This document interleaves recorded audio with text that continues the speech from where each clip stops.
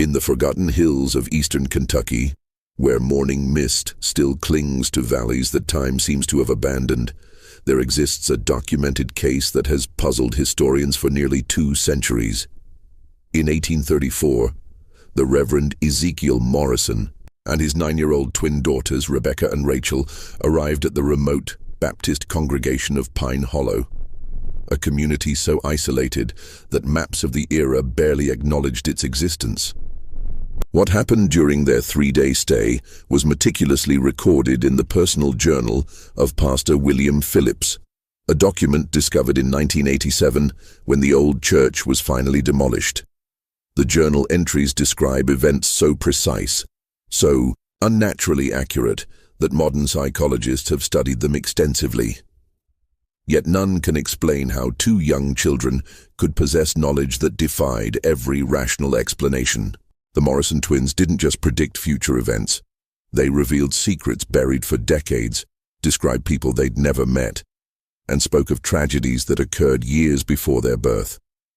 But perhaps, most unsettling of all, every single detail they revealed proved to be absolutely, verifiably true.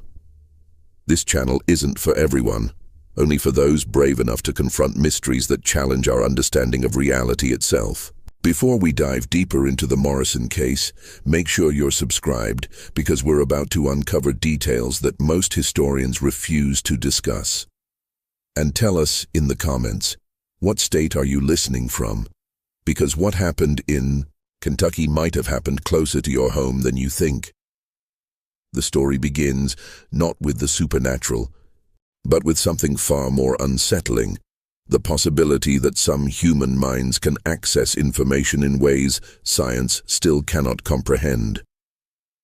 The Kentucky of 1834 was a land caught between wilderness and civilization, where communities like Pine Hollow existed in virtual isolation among the Cumberland foothills. This particular settlement had been established in 1818 by 3 families seeking religious freedom away from the denominational conflicts plaguing larger towns. By the time the Morrison family arrived, Pine Hollow consisted of barely 200 souls, most related by blood or marriage, all bound by the strict Baptist doctrine that governed every aspect of their daily lives. The community centered around a modest wooden church built with their own hands using timber from the surrounding hills. Pastor William Phillips, a learned man who had abandoned his comfortable life in Lexington to serve these frontier souls, maintained the only written records of births, deaths, marriages, and significant events. His meticulous nature would prove crucial in documenting what was about to unfold. Ezekiel Morrison was a familiar figure along the circuit of remote churches scattered throughout the Appalachian region. Tall and weathered, with prematurely gray hair that spoke of hardships beyond his 34 years, he traveled on foot with his daughters, carrying only a worn leather satchel containing his Bible, a few personal items, and the journal where he recorded his spiritual observations. He had been widowed for 9 years, ever since his wife Sarah died giving birth to the twins during a terrible winter storm that had isolated their cabin for weeks. The girls, Rebecca and Rachel, were striking in their identical appearance yet completely different in temperament. Rebecca, born first by mere minutes, possessed an outgoing nature that drew people to her immediately. Her smile was infectious, her laughter genuine, and she spoke with the confidence of someone far older. Rachel, quieter and more observant, seemed to exist in her sister's shadow. Yet those who looked closely noticed that she often began sentences that Rebecca would finish, or answered questions directed at her sister before Rebecca had a chance to respond. What made the Morrison family particularly noteworthy among the circuit preachers was Ezekiel's reputation for bringing spiritual renewal to struggling congregations. Stories followed them from church to church, tales of backsliders returning to faith, of communities resolving long-standing conflicts, of spiritual awakenings that lasted for years after their departure. Some attributed this to Ezekiel's passionate preaching, but those who observed more carefully noticed that the real changes often began after private conversations with the twins. The journey to Pine Hollow had been particularly difficult. Late autumn rains had turned the mountain paths into treacherous mud, and Ezekiel had been forced to carry Rachel for the final 5 miles when she developed a fever. They arrived at sunset on November 15th, 1834, just as Pastor Phillips was concluding evening prayers with the handful of congregants who attended weeknight services. Phillips later wrote that his first impression of the family was one of profound weariness, not just physical but spiritual. Ezekiel's clothes were travel-stained and patched, his boots worn thin from countless miles of mountain paths. The girls clung close to their father, Rachel still pale from her fever, Rebecca's usual brightness dimmed by exhaustion. Yet something in their eyes, an alertness, an awareness that seemed inappropriate for children their age, made Phillips feel inexplicably uneasy. The congregation of Pine Hollow had extended hospitality to many traveling preachers over the years. But there was something different about the Morrisons from the very beginning. That first evening, as the family shared a simple meal with the Phillips family, Rebecca asked the pastor's wife about her garden, specifically inquiring whether the roses by the eastern fence had recovered from the blight that nearly killed them 3 summers ago. Mrs. Phillips had dropped her spoon, staring at the child in amazement. The rose blight had indeed occurred 3 years prior, devastating her prized flower garden, but it was not something she had mentioned to anyone outside the immediate community. When pressed, Rebecca simply smiled and said she had dreamed about roses while walking, and somehow knew that Mrs. Phillips grew the most beautiful ones in the county. This incident, recorded in Pastor Phillips's journal that very evening, would prove to be merely the first of many that would challenge everything the Pine Hollow community believed about the natural world. The next morning dawned grey and cold, with a bitter wind that rattled the windows of the small cabin where the Morrison family had been given shelter.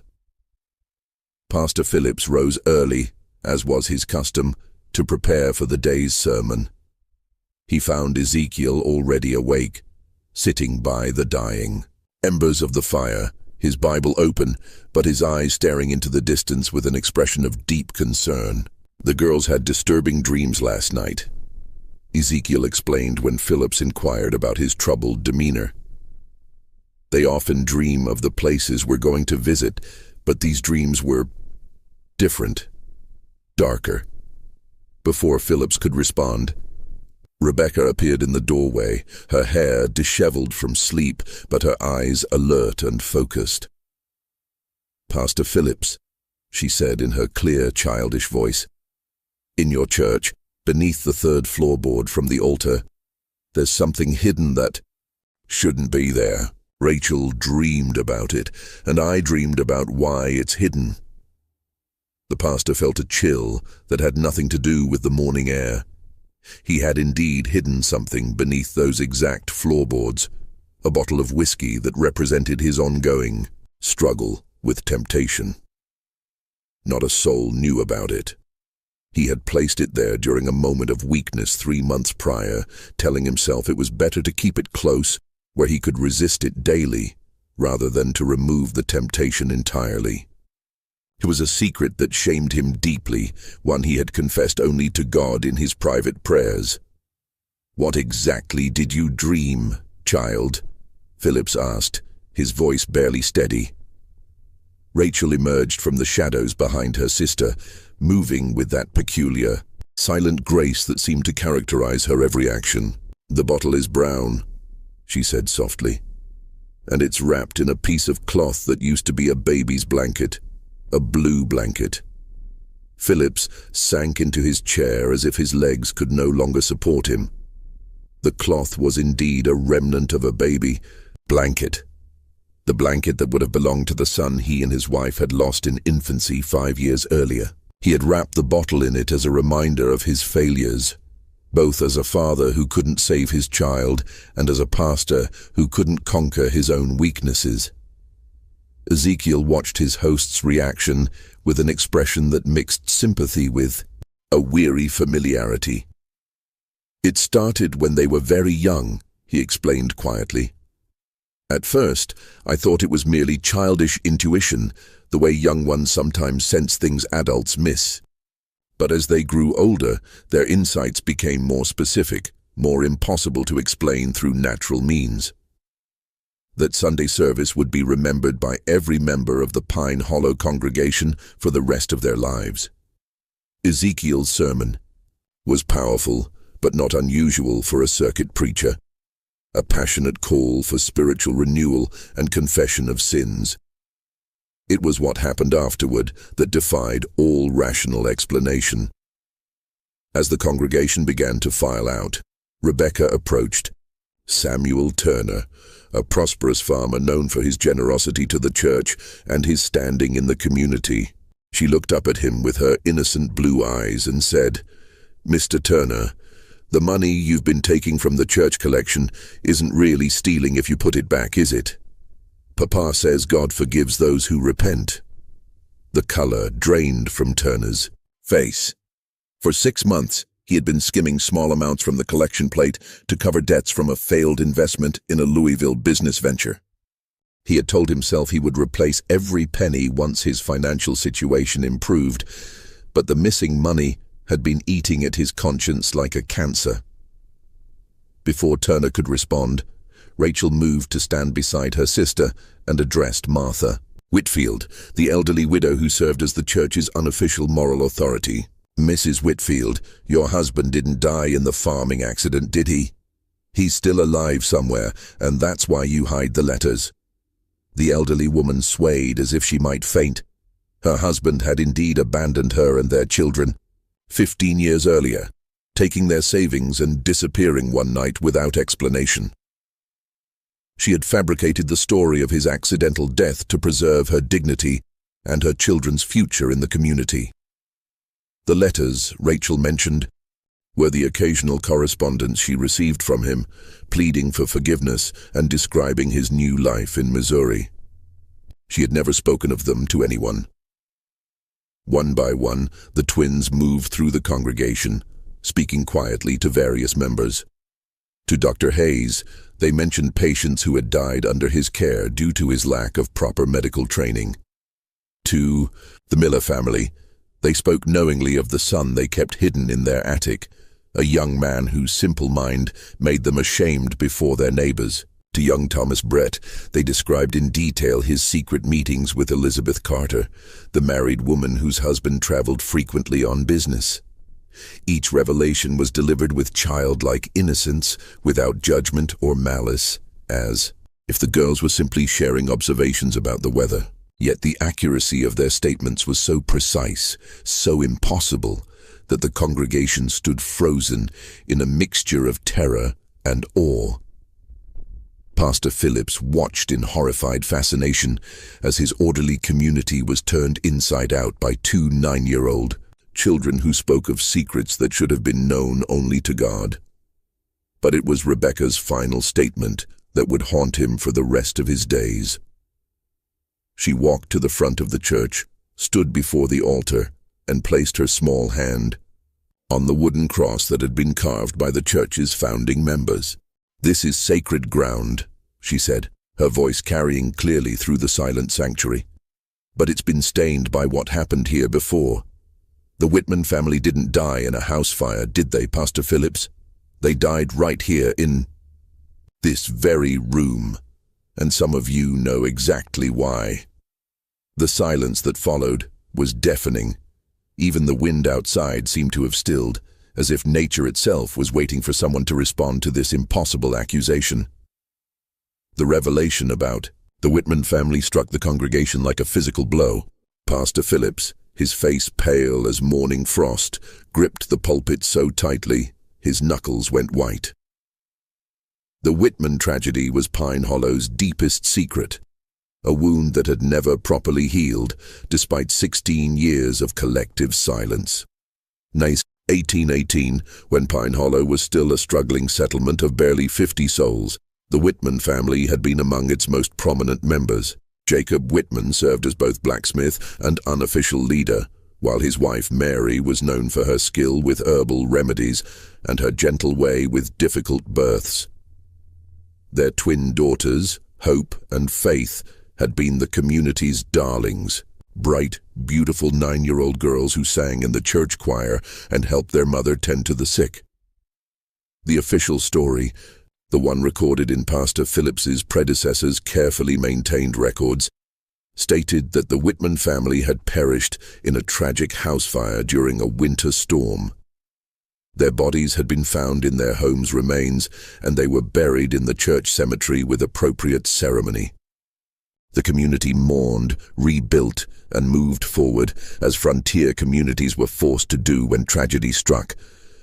But Rebecca's statement suggested a far different reality, one that several of the older congregation members had hoped would remain, buried forever. Elder Thompson, now 73 and one of Pine Hollow's founding families, slowly rose from his pew. His arthritis made movement painful, but his voice carried the weight of decades when he finally spoke.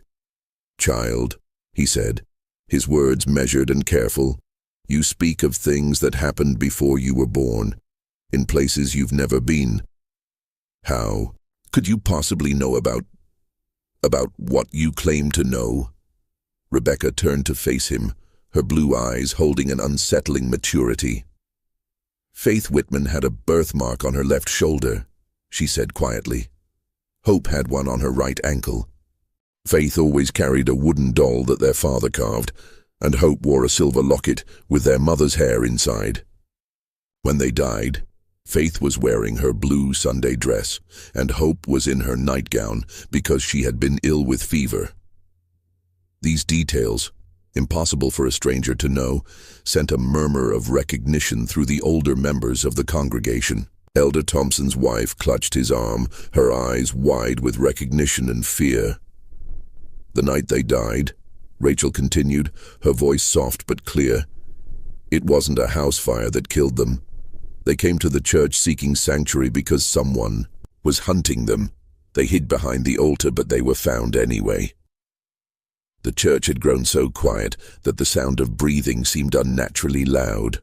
Pastor Phillips found himself remembering fragments of conversations he had heard over the years, whispered words that stopped when he entered a room, meaningful glances between the older members when certain topics arose, the way some families always left flowers at an unmarked spot in the cemetery. Samuel Turner, still shaken by the earlier revelation about his financial transgressions, stood up abruptly. "This is madness," he declared, though his voice lacked conviction. "These children are speaking nonsense, making up stories to frighten us. There's no way they could know such things." But even as he spoke, other details began emerging from the congregation. Mrs. Carter, Elizabeth's mother-in-law, whispered something about bloodstains that had appeared on the church floor years later. Stains that couldn't be cleaned no matter how hard they scrubbed. Old Benjamin Foster mentioned the strange sounds that sometimes echoed from the church late at night. Sounds like children crying that had been dismissed as wind through the loose boards. Dr. Hayes, despite his earlier embarrassment about his medical qualifications, found himself speaking up with clinical precision. "I've always wondered about the church's foundation," he said slowly. "When I helped repair the eastern wall 3 years ago, we found what looked like, what could have been bone fragments mixed with the original mortar. The implications of his statement hung heavy in the air.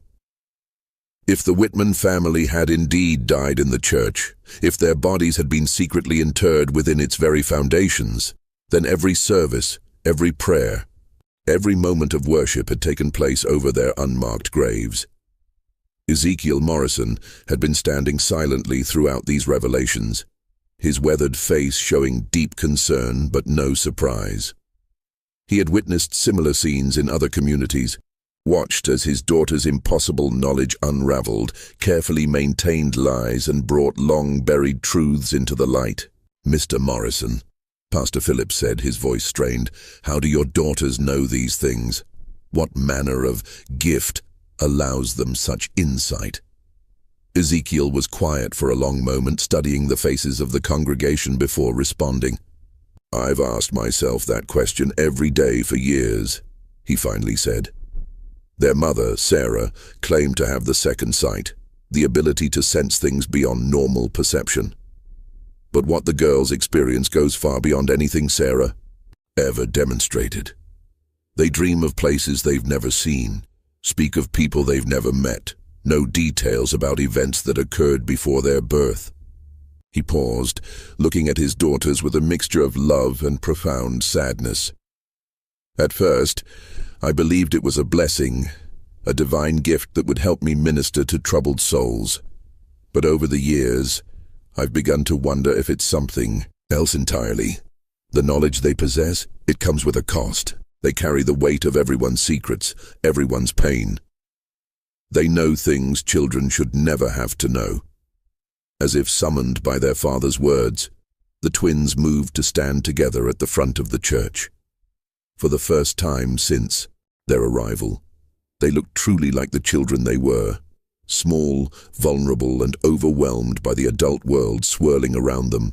"We don't choose what we see," Rebecca said, her earlier confidence replaced by a weariness that seemed far too old for her young face. "The dreams come whether we want them or not. We see what was, what is, and sometimes what will be." Rachel nodded, her hand finding her sister's. "The Whitman sisters visit our dreams sometimes. They want people to know what really happened to them. They want someone to remember them properly." The church fell silent again, but this time it was the silence of people grappling with concepts that challenged their fundamental understanding of reality. Some faces showed skepticism, others fear, and still others a dawning hope that perhaps death was not the final ending they had always believed it to be. Pastor Phillips found himself at a crossroads that would define the rest of his ministry. He could dismiss the twins' claims as childish fantasy or deliberate deception, preserving the community's carefully maintained stability. Or he could pursue the truth, no matter where it led, and risk destroying the foundations upon which Pine Hollow had been built. The decision would prove to have consequences that none of them could have anticipated. That evening, as shadows lengthened across Pine Hollow's narrow streets, Pastor Phillips found himself unable to concentrate on his usual evening prayers. The twins' revelations had shaken him to his core, not just because of their accuracy, but because they had forced him to confront questions he had been avoiding for years. He had arrived at Pine Hollow 5 years earlier, eager to serve God in the wilderness and to escape the theological controversies that plagued the more established churches in Kentucky's larger towns. His predecessor, Pastor Mordecai Hayes, had left behind meticulous records of births, deaths, and significant events, but Phillips had always noticed gaps in the documentation from the settlement's earliest years. The winter of 1818 in particular seemed oddly sparse in recorded details. There were entries about harsh weather, supply shortages, and the deaths of several elderly residents, but the Whitman family's tragedy was mentioned only briefly. Jacob Whitman, his wife Mary, and their twin daughters Hope and Faith perished in a house fire on the night of December 21st. Their earthly remains were committed to the ground with appropriate Christian ceremony. What had always struck Phillips as strange was the lack of detail about such a significant event. Pastor Hayes had been thorough in his documentation of even minor incidents, yet the death of an entire family, particularly one as prominent as the Whitmans, had been recorded with unusual brevity. Determined to understand what the Morrison twins might have uncovered, Phillips began searching through the church's stored records with new eyes. Hidden beneath years of accumulated documents, he discovered a small leather journal he had never seen before. The pages were water-stained and fragile, but the handwriting was clearly Pastor Hayes's own. What Phillips read by candlelight that night would change his understanding of Pine Hollow's history forever. The journal revealed that Pastor Hayes had been deeply troubled by the circumstances surrounding the Whitman family's death. According to his private notes, Jacob Whitman had discovered something disturbing about certain members of the community, something significant enough that he had demanded a public confession and reparation. The nature of the discovery wasn't clearly stated, but Hayes's entries suggested it involved financial impropriety and possibly worse. On the night of December 20th, 1818, Jacob Whitman had apparently confronted several community leaders in a heated meeting that lasted until well after midnight. Hayes wrote of raised voices, accusations of theft and corruption, and threats of exposure that would destroy the reputations of some of Pine Hollow's most respected families. The final entry, dated December 22nd, was particularly chilling. "The Lord forgive us all for what was done." Jacob and his family came to the church seeking sanctuary, but they were followed. "I heard the children crying, then silence. When morning came, we found them as they had been left. Elder Thompson and the others insisted we must protect the community's future, that the truth would destroy us all. I have agreed to their plan. May God have mercy on my soul." Phillips set down the journal with trembling hands. The implications were staggering. The Whitman family hadn't died in a house fire at all. They had been murdered in the church itself, and the community's leaders had conspired to cover up the crime. But how could the Morrison twins possibly know details that had been hidden for 16 years? How could they describe the children's clothing, their personal belongings, their physical characteristics with such precision? His contemplation was interrupted by a soft knock at his door. Opening it, he found Rebecca standing in the moonlight, still wearing her simple dress, but with her hair neatly braided as if she had been awake and preparing for something important. "Pastor Phillips," she said in her clear, childish voice, "you found Pastor Hayes's journal, didn't you? The one he hid behind the loose stone in the foundation?" Phillips stared at her in amazement. He had indeed found the journal in exactly that location, guided by a subtle draft that had led him to discover the loose stone. "How did you know where to tell me to look?" he asked. "Faith showed me in a dream," Rebecca replied matter-of-factly.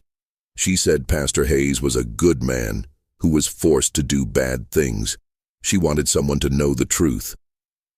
The casual way she spoke of receiving guidance from a long-dead child sent chills down Phillips's spine. "Rebecca," he said carefully, "what exactly do you see when you have these dreams?" The child's expression grew serious, and for a moment Phillips could see the burden she carried. "We see everything," she said simply. "Not just what happened, but why it happened. The men who killed the Whitman family didn't plan to hurt anyone. They just wanted Jacob to stay quiet about what he'd discovered." "What had he discovered?" Rebecca looked past him into the cabin where he could see Rachel sitting by the window staring out at the church cemetery. "The money for the church building didn't come from donations," she said. "Some of it was stolen from travelers passing through the valley. Jacob found out about it when he was asked to make horseshoes for horses that belonged to dead men." The pieces began falling into place in Philip's mind. The early years of Pine Hollow had been marked by frequent reports of travelers disappearing along the mountain paths. Officially, these disappearances had been attributed to natural dangers, bears, falls, exposure to harsh weather. But if Jacob Whitman had discovered evidence that some travelers had been deliberately murdered and robbed, the church was built with blood money, Rebecca continued, her young voice carrying a weight of understanding that should have been impossible at her age. "That's why faith and hope can't rest. Their blood was spilled on ground that was already cursed." Phillips found himself face to face with a truth more horrible than anything he had imagined. The church he had devoted himself to serving, the sanctuary where he had prayed for guidance and comfort, had been constructed with the proceeds of murder and had itself become the site of even greater violence. But even as he grappled with these revelations, a part of his mind remained analytical, questioning. How could he verify any of this? How could he distinguish between supernatural knowledge and an elaborate deception? The answer would come sooner than he expected, and from a source that would challenge every rational explanation he might have constructed. The next morning brought an unexpected visitor to Pine Hollow. As the Morrison family prepared for their departure, their planned 3-day stay having already been extended to accommodate Sunday's dramatic revelations, a lone horseman approached the settlement from the Eastern Trail. The rider was a man in his 50s, well-dressed in the manner of townfolk, with a bearing that suggested education and authority. He introduced himself to Pastor Phillips as Thomas Brennan, a solicitor from Lexington who had been searching for information about events in Pine Hollow dating back to its founding years. "I represent the estate of one Marcus Webb," Brennan explained, as he accepted Phillips's hospitality. "Mr. Webb died recently in Louisville, and among his effects we found documents suggesting he had business dealings with this community in its early years. I'm attempting to trace the disposition of certain funds that may have been irregularly transferred." Phillips felt his blood chill. Marcus Webb was a name that had appeared in Pastor Hayes's secret journal, one of several travelers who had disappeared along the mountain paths in 1818 and 1819. According to Hayes's notes, Webb had been carrying a considerable sum of money intended for land purchases in Tennessee. Before Phillips could formulate a response, Rebecca appeared at his elbow with that uncanny timing that characterized so many of her appearances. She looked up at Brennan with curious eyes and said, "Mr. Webb had a gold watch with his initials engraved inside the cover. It had a crack across the crystal because he dropped it when he fell from his horse." Brennan's composure cracked visibly. "How could you possibly know about Marcus Webb's watch?" he demanded. "That detail was mentioned only in his personal correspondence with his brother." Rachel materialized beside her sister, as if summoned by some invisible signal. "The watch is buried behind the church," she said quietly, "along with his money. Bag and his horse's bridle. Elder Thompson put them there after what happened on the trail." The implications struck Phillips like a physical blow. If the twins were correct, if Marcus Webb's personal effects were indeed buried behind the church, it would prove that their knowledge extended far beyond what any normal child could possess. More importantly, it would provide tangible evidence of the crimes that had funded Pine Hollow's early development. Brennan dismounted his horse with urgent purpose. "I demand that we excavate the area immediately," he declared.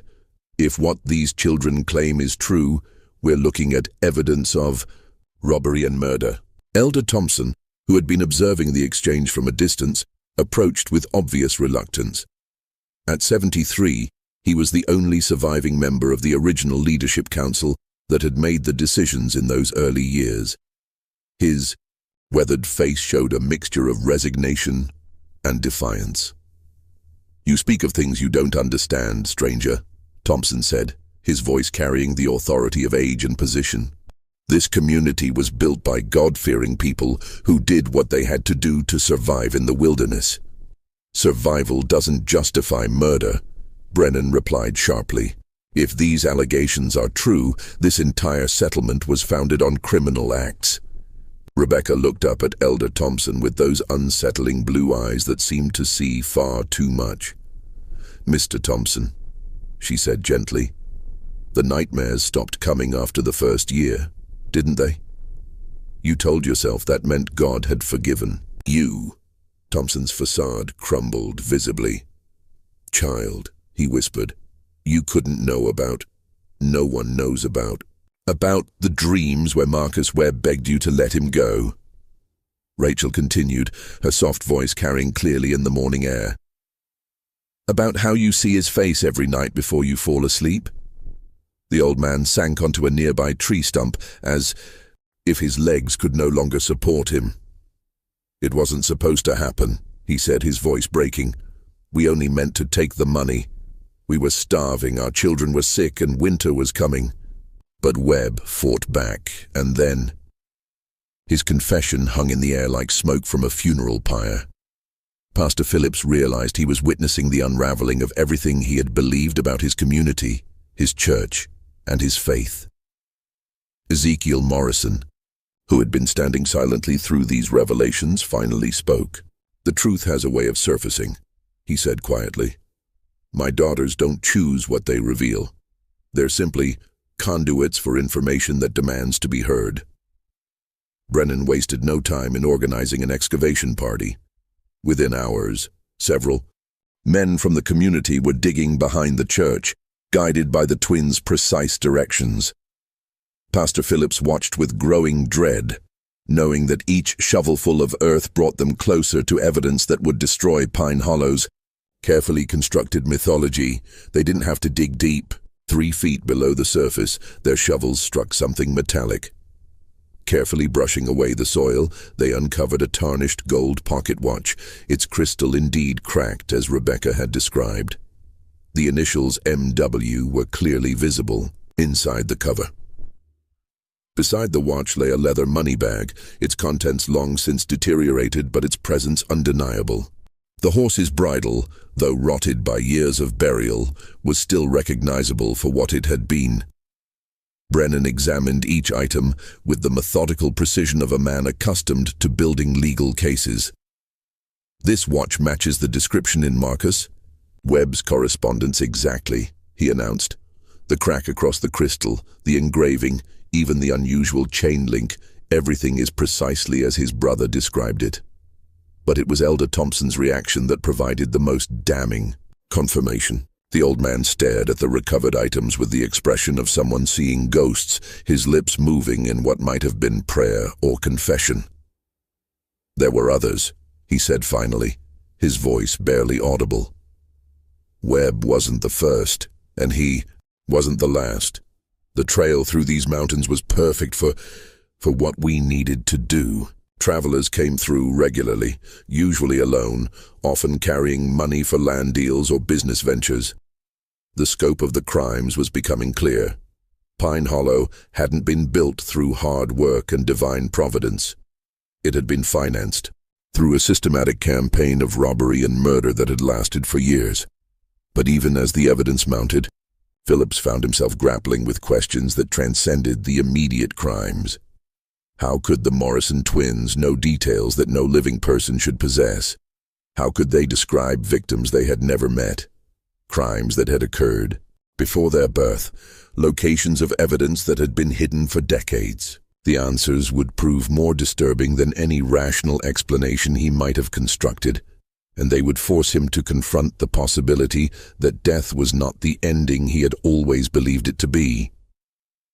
As the sun set over Pine Hollow, that evening, casting long shadows across the excavation site and the church cemetery beyond, Phillips realized that his community stood at a crossroads. The truth was finally emerging after 16 years of careful concealment, but with it came questions that challenged everything they had been taught to believe about justice, redemption, and the nature of reality itself. The Morrison twins stood together in the growing darkness, their small figures silhouetted against the church that had been built with blood money and consecrated with innocent blood. They seemed to be listening to something only they could hear, their faces turned toward the cemetery where so many secrets lay buried beneath unmarked graves. Tomorrow would bring reckoning, but tonight belonged to the dead who had finally found their voices through 2 9-year-old children who possessed knowledge that defied every rational explanation. Dawn broke gray and cold over Pine Hollow, bringing with it a delegation of officials from the county seat. Word of the previous days. Discoveries had traveled fast, and Solicitor Brennan had wasted no time in contacting the authorities. By mid-morning, the small settlement found itself host to a county sheriff, a territorial judge, and 2 federal marshals who had been investigating the disappearances of travelers along the mountain trails for years. Judge Harrison, a stern man, with silver hair and piercing gray eyes, had established his temporary court in the church itself. A choice that struck Pastor Phillips as grimly appropriate, given the building's blood-soaked history. The entire community had been summoned to attend what would amount to both hearing and reckoning. Elder Thompson, his health visibly deteriorating under the weight of his confessions, sat in the front pew flanked by two other elderly men who had been part of the original leadership council. Their faces bore the hollow look of men who had carried terrible secrets for too long. But it was the Morrison twins who commanded the most attention. Judge Harrison had initially been skeptical of claims that two children possessed supernatural knowledge, but the previous day's discoveries had forced him to reconsider. He had spent the morning interviewing them separately, trying to determine how they could possibly know details about crimes that predated their births. "Rebecca Morrison," Judge Harrison said, his voice echoing in the wooden church. "Please tell this court exactly how you know the location of Marcus Webb's personal effects." Rebecca stood in the witness area, looking impossibly small beneath the weight of adult attention.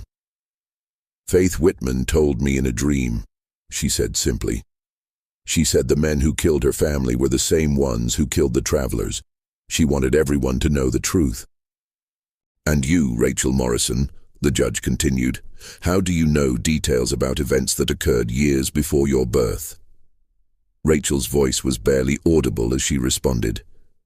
"The dreams come to both of us. We see what happened as if we were there. We see the fear in people's eyes. We hear their last words. We feel their pain." Judge Harrison leaned forward in his chair. "Are you claiming to communicate with the spirits of the dead?" Ezekiel Morrison rose from his seat. "Your Honor, if I may, my daughters have never claimed to understand their abilities. They simply report what they experience. I've witnessed them provide accurate information about dozens of communities we've visited, information they couldn't possibly have obtained through normal means." Sheriff Mackenzie, a practical man more concerned with evidence than supernatural claims, addressed the twins directly. "Can you tell us how many people were killed along these mountain trails?" Rebecca and Rachel exchanged one of their meaningful glances before Rebecca answered. 11 men over 3 years. Most were traveling alone with money for land purchases or business ventures. One was a preacher like Papa, but he carried gold coins sewn into his saddle. The specificity of their answer sent murmurs through the assembled crowd. Rachel continued where her sister left off, their tag-team delivery, as unsettling as always. The preacher's name was Samuel Collins. He was going to establish a new church in Tennessee. His horse was a bay mare with a white star on her forehead. Sheriff Mackenzie consulted a worn notebook he had pulled from his coat. His face grew pale as he found the entry he was looking for. "Samuel Collins disappeared along this route in September of 1819, he confirmed. "The description of his horse matches our records exactly." But it was what happened next that would shake everyone present to their very core. Elder Thompson, his hands trembling with age and guilt, struggled to his feet. "Your Honor," he said, his voice cracking, "I can bear this burden no longer. What these children say is true, every word of it. But there's something else, something worse than the murders we committed." The church fell silent, except for the sound of wind through the loose boards and the distant cry of a hawk circling overhead. "The Whitman family," Thompson continued, tears streaming down his weathered cheeks. "They didn't just stumble upon evidence of our crimes. Jacob Whitman was my brother-in-law. I confided in him about what we were doing, thinking family loyalty would keep him quiet. But Jacob had a conscience stronger than his loyalty." Pastor Phillips felt the world tilting around him as Thompson's confession unfolded. "Jacob threatened to expose us all unless we made restitution to the families of the dead. He said he would ride to Lexington himself and report our crimes to the territorial authorities. We couldn't let that happen. Too many families depended on what we had built here." Thompson's voice dropped to a whisper. "On the night of December 21st, 1818, we followed the Whitman family to the church. Jacob had brought Mary and the twins here, thinking sacred ground would protect them. But we were desperate men with everything to lose. Rebecca had grown very still during Thompson's confession, her young face pale but determined. "Tell them about the babies," she said quietly. Thompson's composure cracked completely. "Dear God," he sobbed, "how could you know about the babies?" "Judge." Harrison leaned forward intently. "What babies? Explain yourself, man."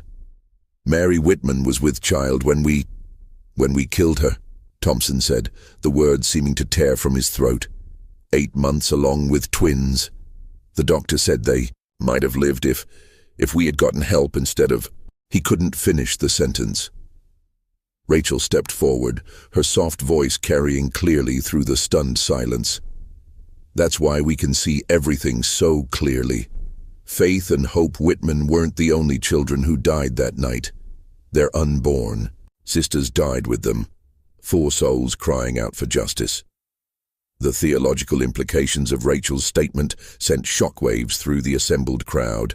If the twins were somehow channeling the spirits of the dead Whitman children, including the unborn, it suggested an understanding of the afterlife that challenged fundamental Christian doctrine.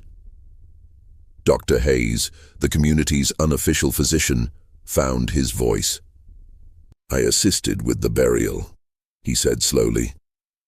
We found evidence of the pregnancy, but we told ourselves the babies had been too young to have souls, that they wouldn't need proper burial rites.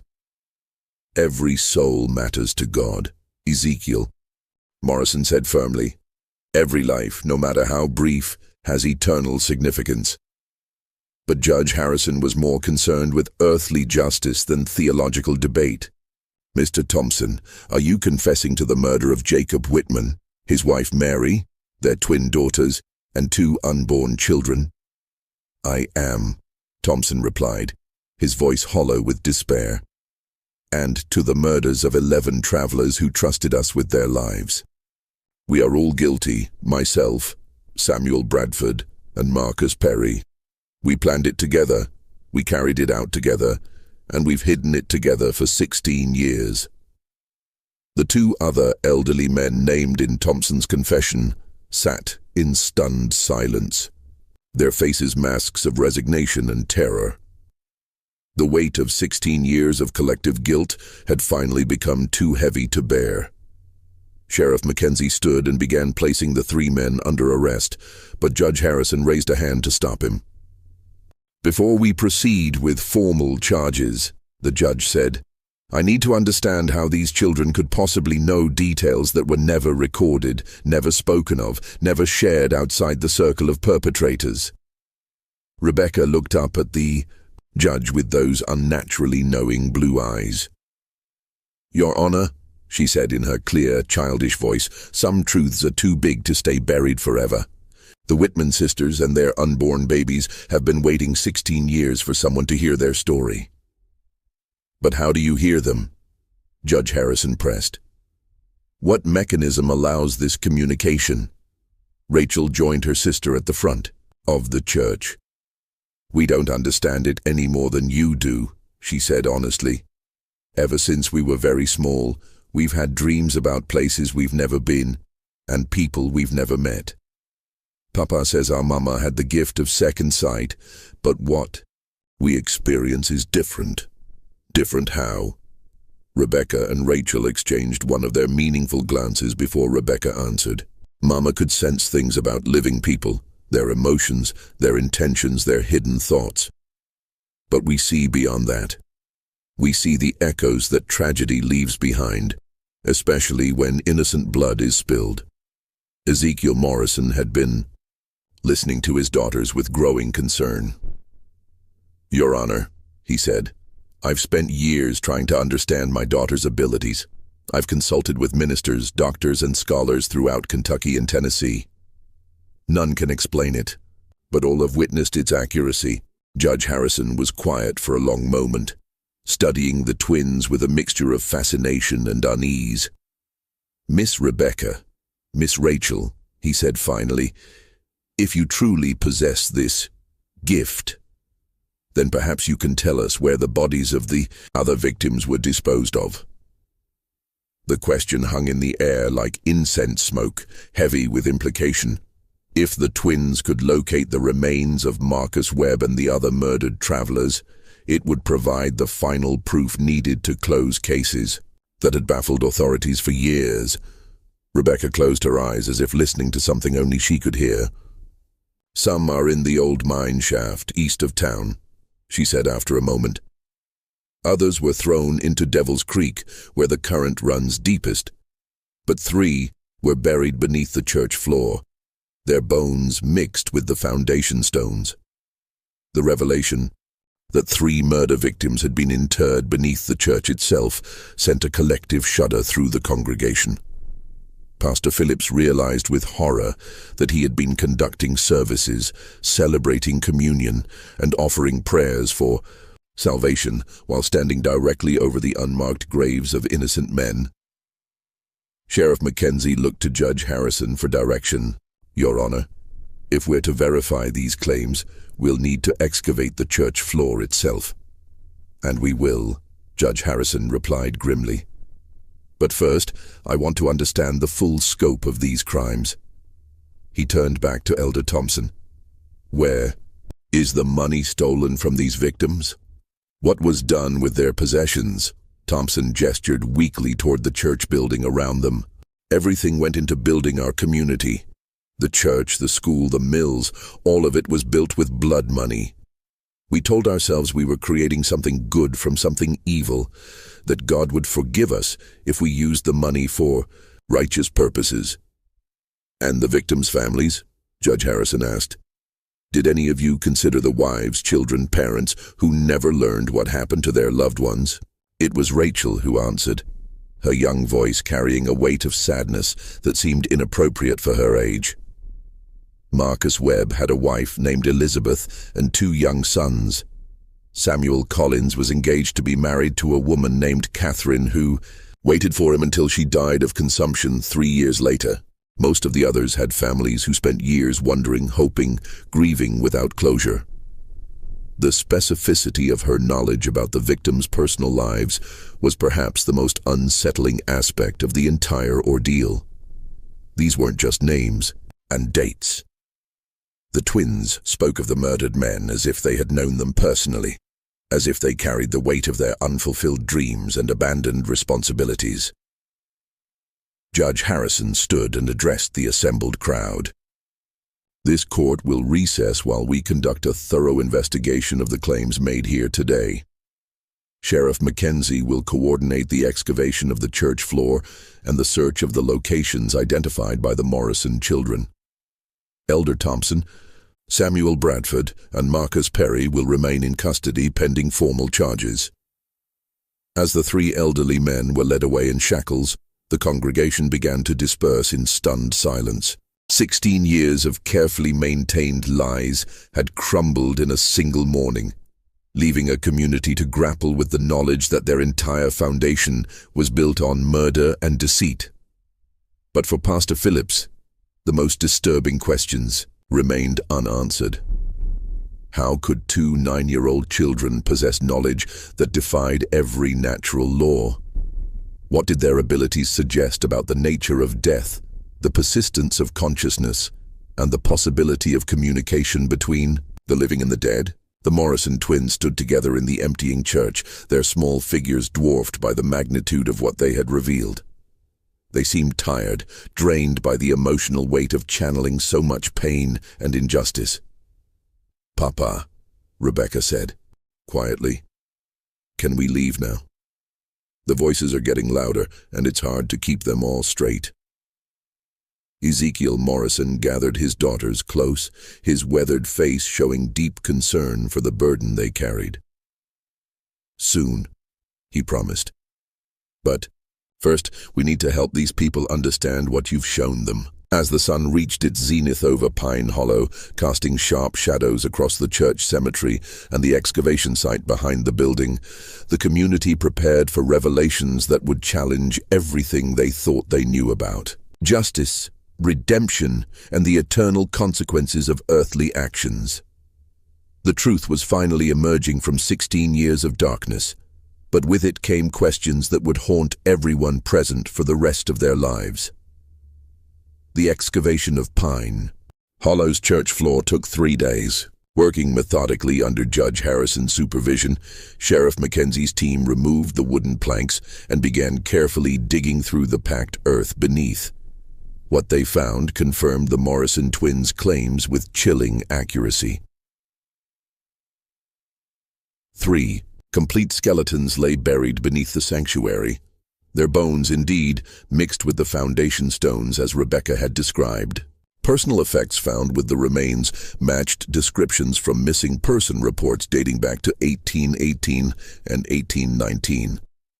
A gold ring bearing the initials J.P. belonged to Joshua Patterson, a land surveyor who had disappeared while mapping territorial boundaries. A silver-handled knife was identified as belonging to William Morse, a merchant whose family had searched for him across 3 states. But it was the third set of remains that provided the most disturbing confirmation of the twins. Impossible knowledge. Wrapped around the skeleton's neck was a distinctive copper cross that had been described in great detail by the family of Robert Chen, a traveling minister who had vanished while carrying donation money for a new church in Tennessee. As each piece of evidence was carefully catalogued, the scope of Pine Hollow's crimes became undeniably clear. This had not been a single act of desperate violence, but a calculated campaign of murder and robbery that had lasted for years. Judge Harrison, his silver hair seeming to have gained more gray during the investigation, addressed the reassembled community on the 4th day. "The evidence before this court is overwhelming," he announced. 11 men were murdered along these mountain trails between 1818 and 1820. Their killers used the stolen money to build this settlement, then compounded their crimes by murdering the Whitman family to protect their secret. Elder Thompson, Samuel Bradford, and Marcus Perry stood before the judge in shackles, their faces showing the hollow exhaustion of men who had carried unbearable guilt for too long. At their advanced ages, they knew they would never live to see freedom again. "The most disturbing aspect of these crimes," Judge Harrison continued, "is not their brutality, but their calculated nature. These men didn't kill in passion or desperation. They created a systematic method for identifying and murdering travelers, then used their victims' money to build what they presented as a godly community." Pastor Phillips listened to the judge's words with a growing sense of spiritual crisis. Everything he had devoted himself to serving, the church, the community, the shared faith that bound them together, had been built on a foundation of innocent blood. How could he continue to minister in a place so thoroughly corrupted by evil? But it was the Morrison twins who provided the most profound insight into the spiritual implications of Pine Hollow's crimes. "Judge Harrison," Rebecca said, her clear voice carrying easily through the packed church, "may we speak about forgiveness?" The judge looked down at the 9-year-old girl with a mixture of amazement and respect. After 3 days of witnessing, her impossible knowledge proved accurate in every detail. He had learned to listen carefully to anything she said. "Of course, child. What would you like to say?" Rebecca and Rachel moved to stand together at the front of the church, beneath the wooden cross that had presided over 16 years of collective deception. "The Whitman sisters want everyone to know that they forgive the men who killed them," Rebecca said.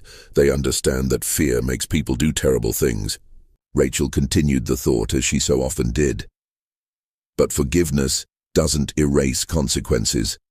The men who committed these crimes must face earthly justice, and the community must find a way to make things right with the families of the victims." Judge Harrison nodded solemnly. "The court agrees with that assessment.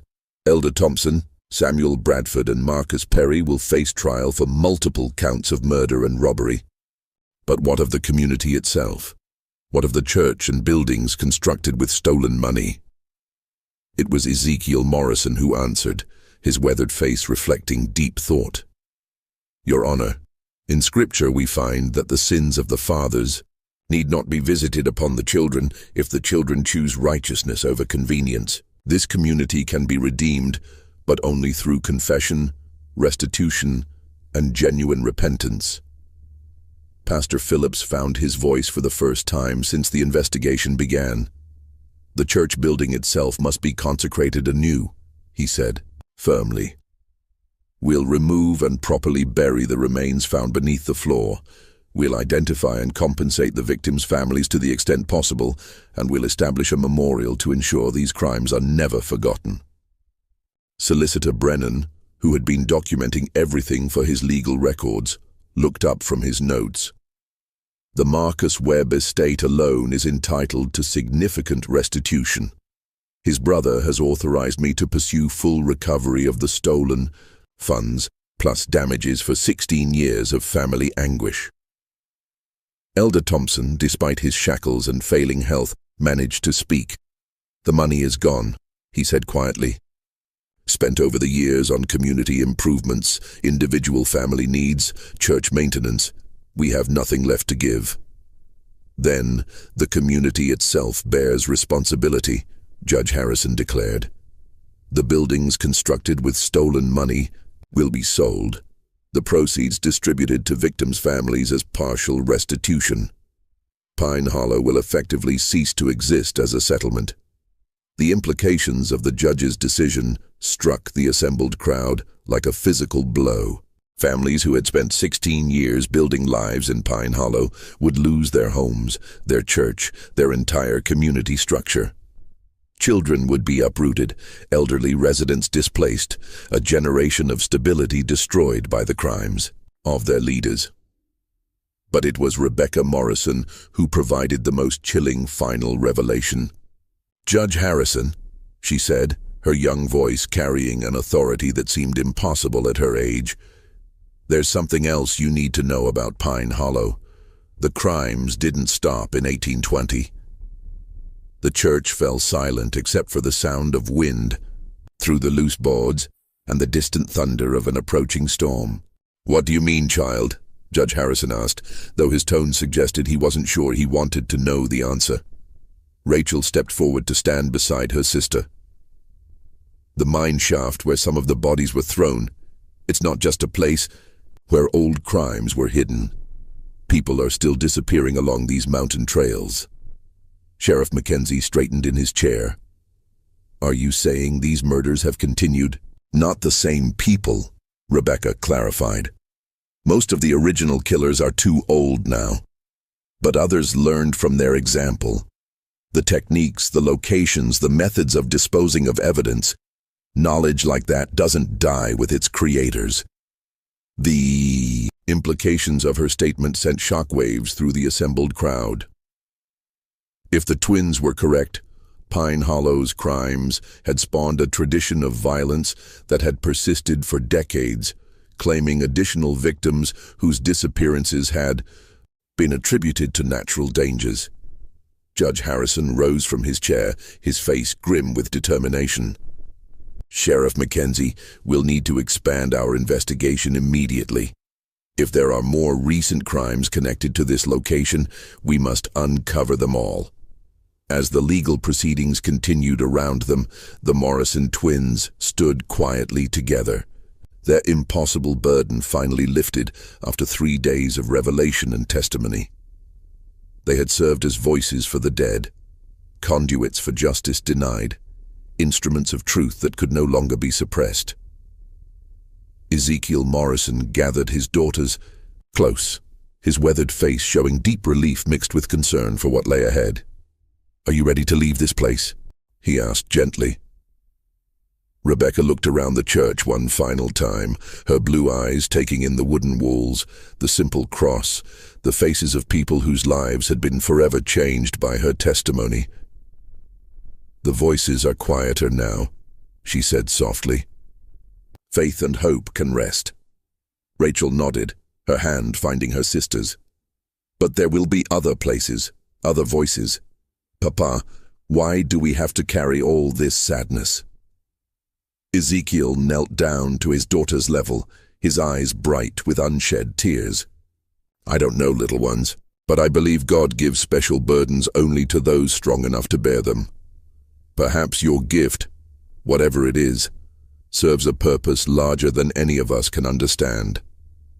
As the Morrison family prepared to leave Pine Hollow, taking their mysterious abilities and terrible knowledge with them, Pastor Phillips found himself facing the most difficult decision of his ministry. Should he stay and help rebuild what could be salvaged from the community's ruins, or should he flee from a place so thoroughly tainted by violence and deception?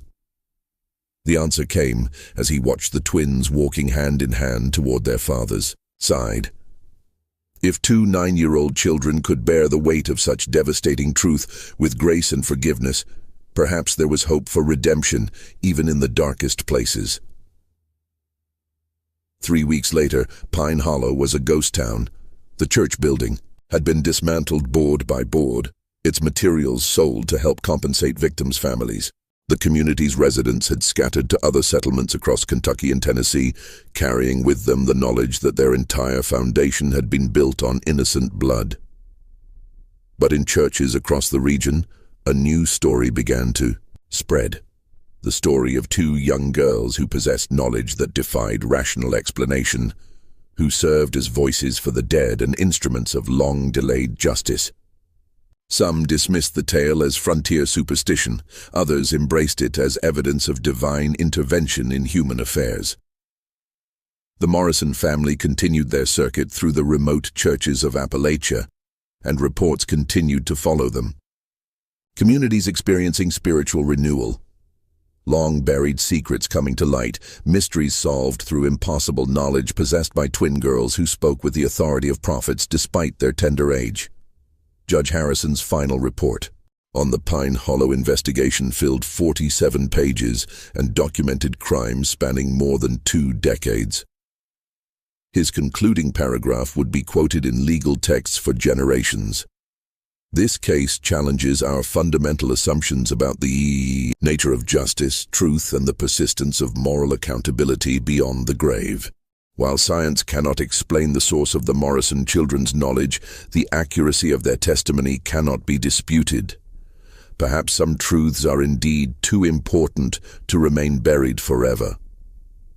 Pastor Phillips eventually established a new ministry in eastern Tennessee, where he spent the remainder of his career helping communities confront difficult truths and seek genuine redemption. He never forgot the 3 days in Pine Hollow when 2 9-year-old girls had torn apart 16 years of carefully constructed lies with knowledge that no living person should have possessed. The mystery of Rebecca and Rachel Morrison's abilities was never solved. Medical experts of the era had no framework for understanding their impossible knowledge, and religious authorities were divided on whether their gifts represented divine blessing or something far more complex. What remains undisputed is the historical record of their accuracy. Every detail they revealed about Pine Hollow's crimes proved correct. Every location they identified yielded the evidence they claimed would be found. Every secret they exposed was verified through independent investigation.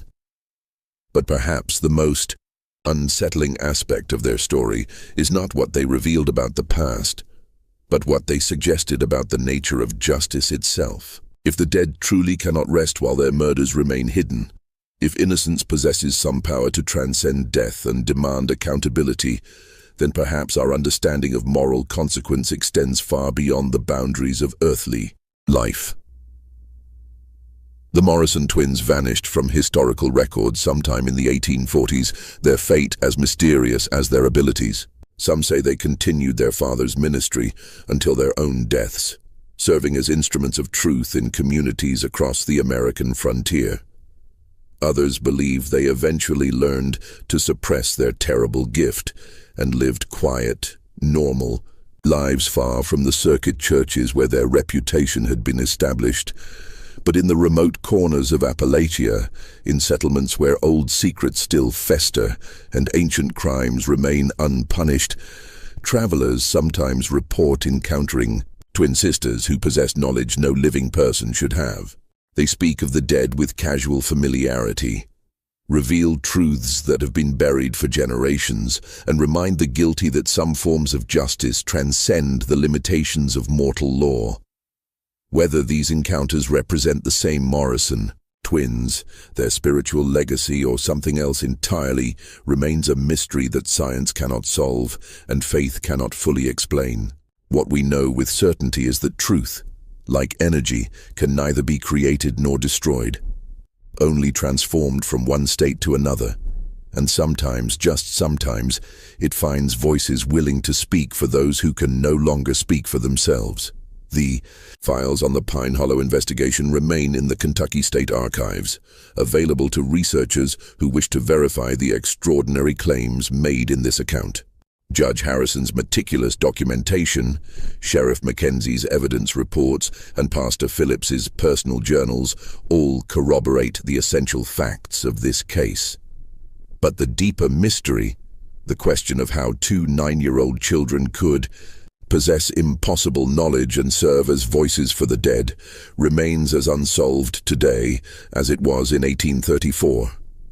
Some truths, it seems, are destined to remain beyond the reach of human understanding, dwelling in that shadowland between faith and reason, where the most profound mysteries of existence continue to elude our grasp.